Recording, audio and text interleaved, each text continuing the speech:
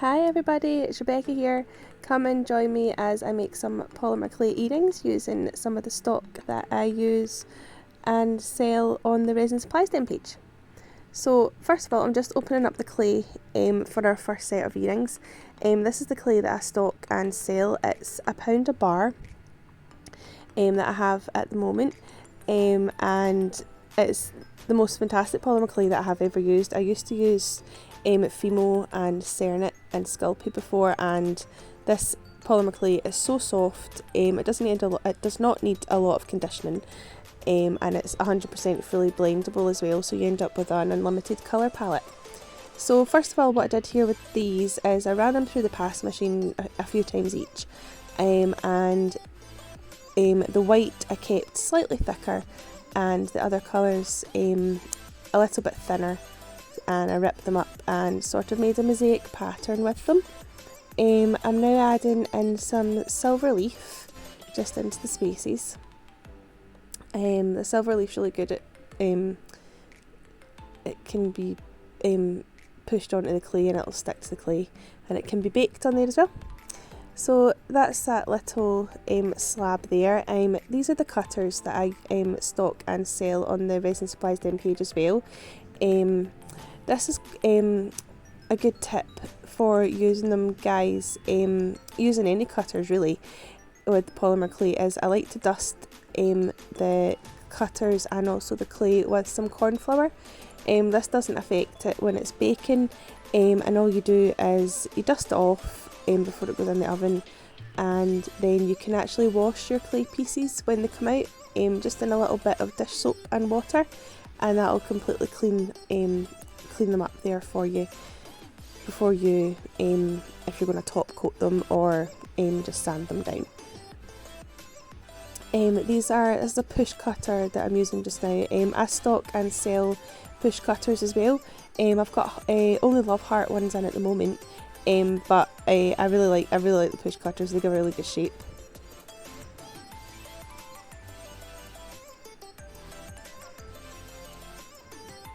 So what I usually do is, before I put it on the baking sheet, is I run my fingers around all the edges. This just saves a stage at the other end with sanding.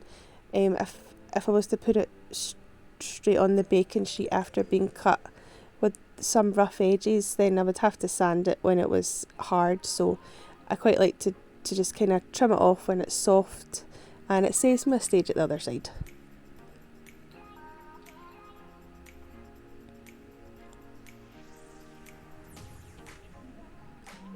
So with the leftover colours, what I thought I would do was roll the white there in some silver foil and do a sort of marble effect with it, try and make a cane kind of marble effect. So you're just kind of rolling it in opposite directions from each other, and then you can sort of see there, that's sort of a cool marble effect.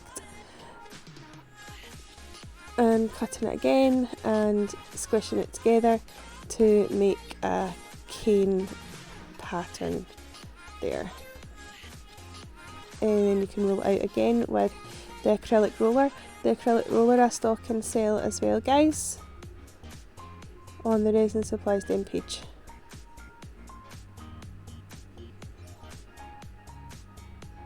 So again, I'm just rolling it out and pulling it out as I go.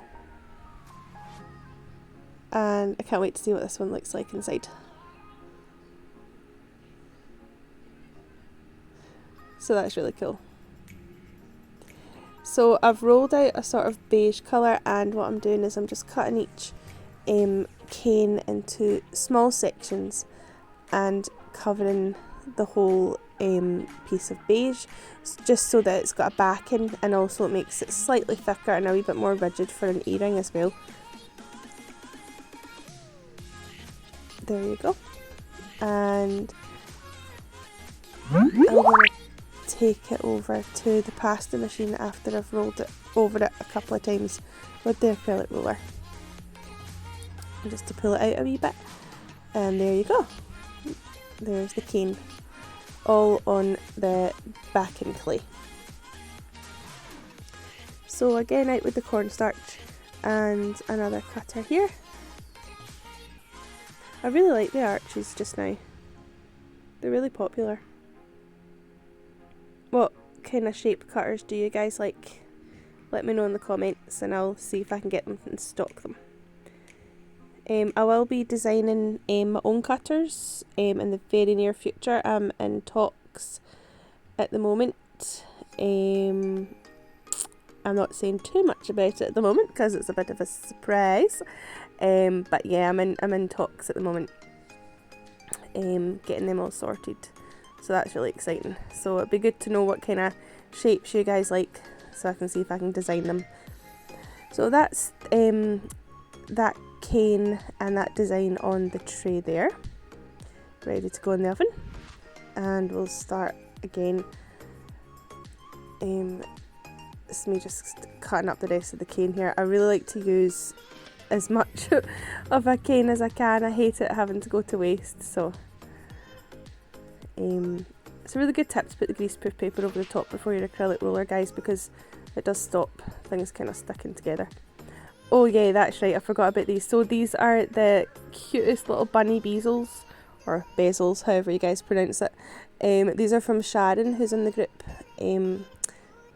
I always use her bezels with polymer clay. They're just fab.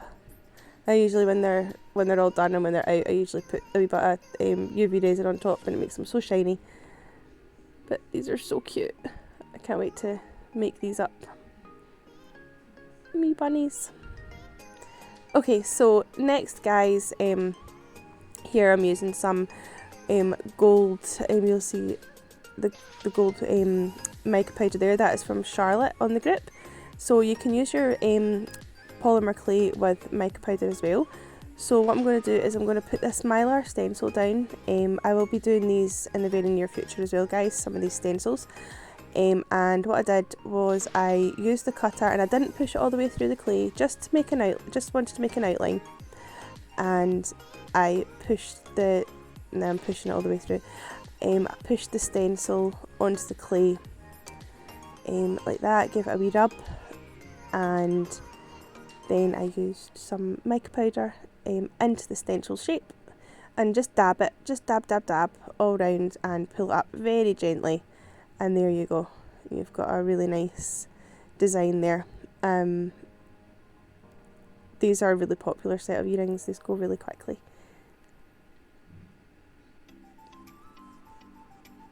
I actually made one for myself as well into a necklace that I will show you.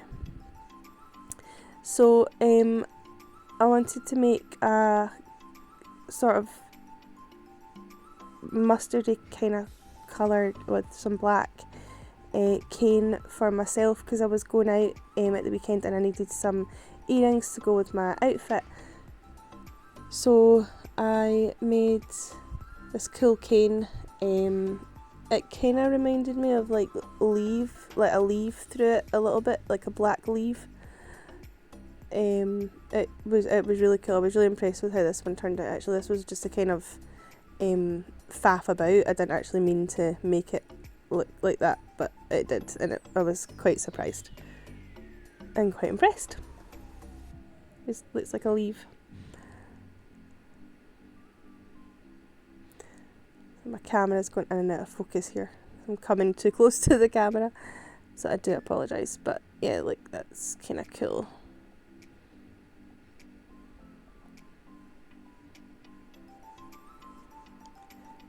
And that's it with the top off. It was really cool. So I'm sort of obsessed with making canes right now at the moment to see what kind of different shapes and colours I can use. So that's it all together and put through the pasta machine. And I couldn't decide what shape I wanted, so I did a couple of circles and a couple of teardrops. I really like the teardrops actually just now.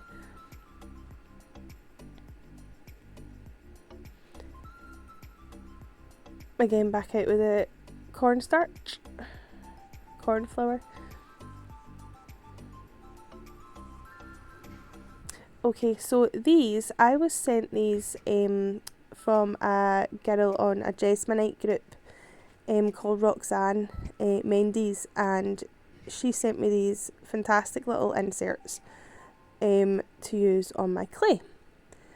So I asked her if I could try it out on the clay because everyone was trying them out in the Jesmonite. So this is how you use this kind of thing in clay. So roll it down and pull up. I put a little bit of Charlotte's mica powder on it just to give it a wee bit of shine.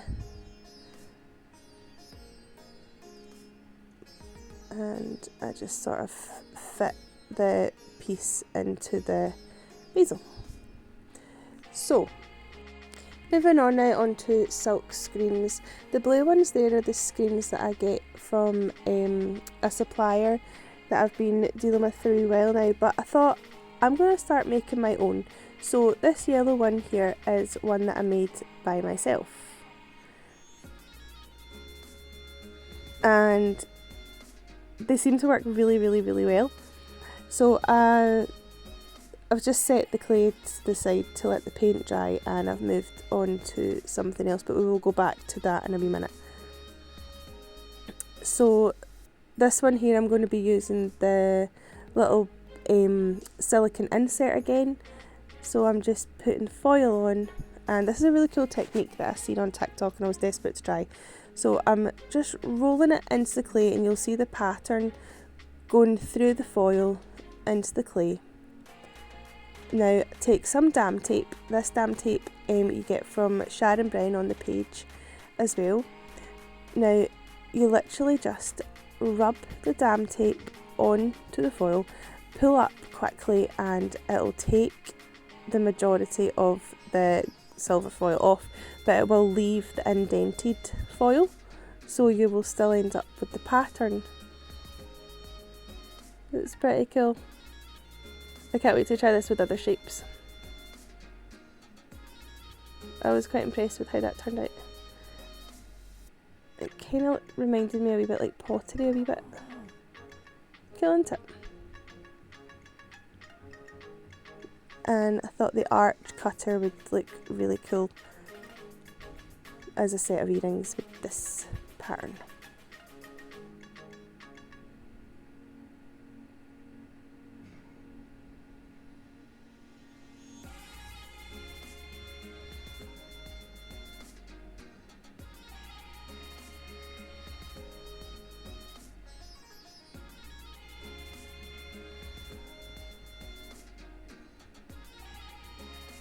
So making the wee studs to go with them. They're probably my favourite pair of earrings right now. Okay, so going back to the silk screen there once the paint is dried. Silk screen is really, really fun. I enjoy it because you get unlimited patterns as well. So I will be making my own in the very, very near future, guys. So if there's any sort of pattern or kind of thing that you're looking for, let me know and I'll see what I can do for you.